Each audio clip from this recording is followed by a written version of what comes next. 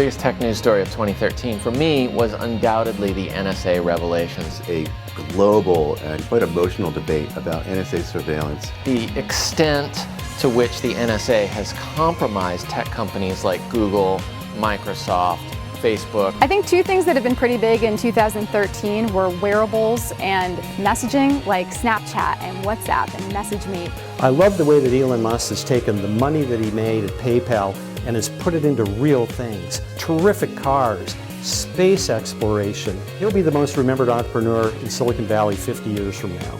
In 2013, it looks like Facebook is on the upswing. Facebook had a really good year, and they totally own mobile advertising right now. Tech stocks, biotech.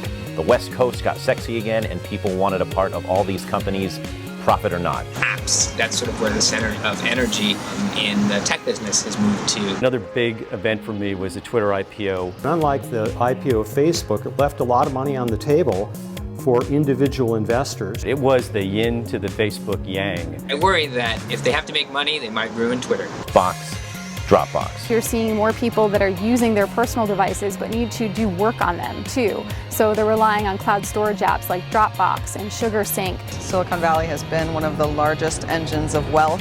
If you needed healthcare, if you needed anything stored or protected or secured, you turn to Silicon Valley and technology. The prospect of artificial intelligence completely solving all of these seemingly unsolvable problems in medical costs, I think, is underestimated. The use of data is driving business decisions across many industries. You see hospitals using big data systems to attach sensors to patients so that they're monitoring them in real time. Really cool app I love is Strava. It tells you where you've gone, how fast you've gone at different points. Google was big. This game is Google's to lose right now. They are not afraid to accelerate spending on risks. Android's momentum is almost unstoppable. Motorola came back. Their Android strategy seemed to work. A shift from the consumer electronics mastery of Apple to the marketing muscle of Samsung. From a consumer tech product perspective, I think Apple still reigns. If you think that Apple is on the rise, I beg to differ. As technology speeds up, people become the slowest moving part. So how we organize people into effective teams is huge. Consumer e-commerce kind of reached its peak. When you have companies that specialize in selling razor blades and butt wipes, I think that's a sign that maybe we've gone a little bit too far. The amount of data available in the world is doubling in size every 2 years. You see hotel chains that have looked at Twitter and through analyzing what people say about the hotel, have actually changed the food that they offer in restaurants and the design of the hotel. One of the most successful companies in 2013, I think, was Palantir. All that monitoring of data that the federal government and the NSA is doing, Palantir makes a lot of that software. I think we might be at the tail end of a mini bubble. It was kind of an embarrassing year to be a technologist. Overall, I think it's been one of the more boring years for technology. We wanted flying cars. We got 140 characters. It's no surprise that the government is snooping on you, right? But what blew me away is the extent to which they're snooping on us. All right, hang on. Before I start, I'm going to take the battery out of my phone. Breaking into the internal systems of major American companies, Google and Yahoo, to mine user data. I don't think anyone knew that they were collecting all internet buddy lists and address books. That's what dictatorships do.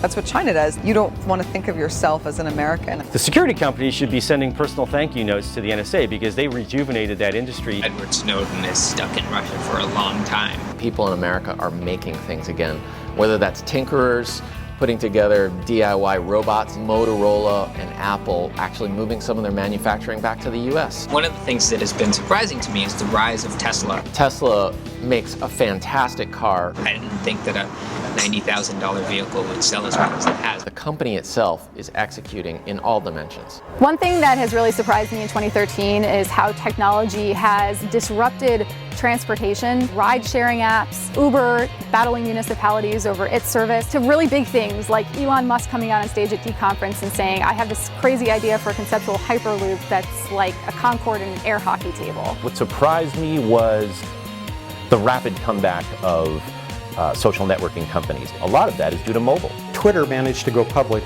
without a single woman on its board. Nothing to me has really blown me away this year in terms of a new product that's going to disrupt the market in the way we saw maybe back in 2010.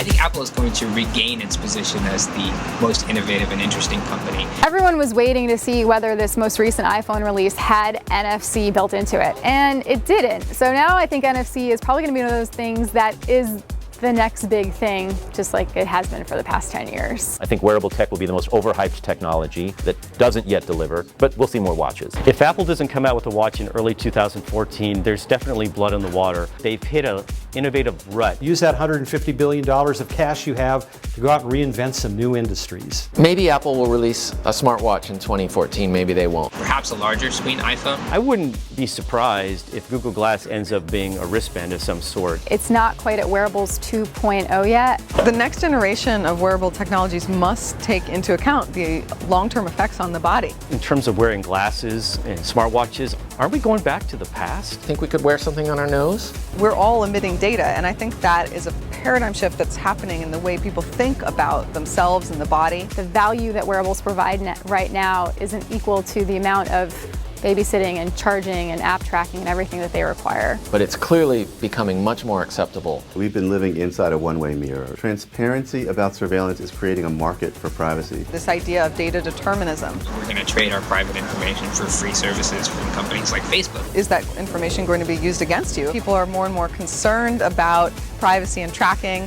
On the other hand, we're sharing more and more information, and the tracking isn't getting less, it's getting more extensive. What's becoming hot are privacy technologies. There's end-to-end encryption, bigger SSL keys, forward secrecy, zero-knowledge cloud storage. I think 2014 is going to be the year when Facebook is either cemented as a utility in our lives or we see a drop-off. There's data systems companies, Cloudera. It's very sexy to be a big data company right now. We could actually see Jack Dorsey as the CEO of two public companies. I'm not discounting the possibility that he takes over Twitter eventually as CEO. I think more and more consumers next year are going to want to pay with their mobile phones, but I think that that whole area is going to remain pretty fragmented. Square, PayPal, Starbucks still wanting people to pay through their app.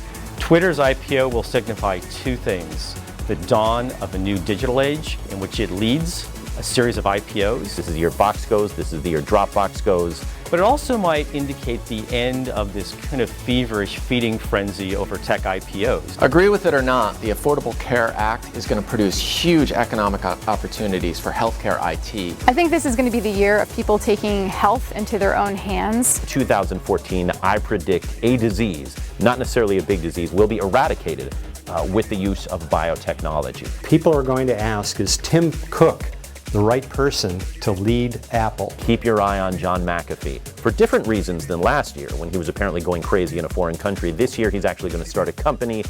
That's what I want to see. Everything I just said about the positivity of technology could be completely wiped out if we have like a big banking crisis. Since John Ford is not here, we should say there will be an Amazon phone. There won't be an Amazon phone. If I look way into the future, it's either zombie apocalypse or complete total information sharing Facebook apocalypse. I would like to see a hoverboard that takes you to the self-driving Google party barge. What's coming next on the NSA? I'll tell you, but I'd have to kill you.